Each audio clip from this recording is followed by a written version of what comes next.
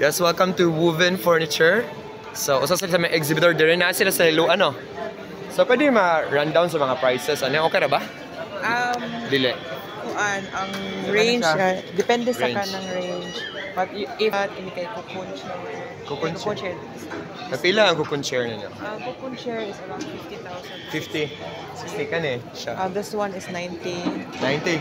How about this set nga table? Usually for pwede dining or pwede outdoor, no? Pwede po This one is worth 70,000. 70. Mas yun siya. The material is thick.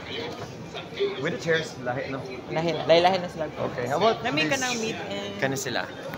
this one is around 60,000. 60 sa ni. 40. 48. Kasi tawag ganing nga bench. This is sun lounger. Ha? Sun lounger. Sun lounger. So basically pwede nag-outdoor. Ano sa material yan eh? Olefin. Ano siya? Wag-uko. Fabric. It's Klase sa fabric. Fabric pero pwede siyang maulanan.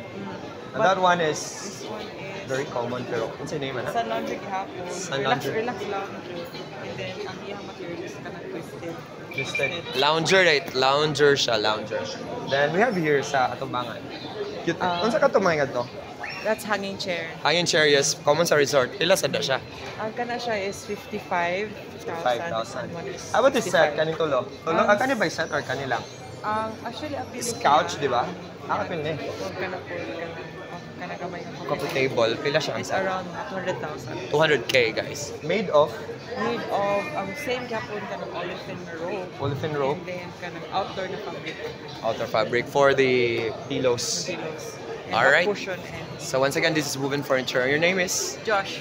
Josh Santana. Josh from Woven Furniture sa Liloano. You have a Facebook page? Yes, we have a Facebook page. That's- Woven Furniture Design. Woven Furniture Designs. Check the Facebook page, guys. Thank you, Josh. Thank you, sir.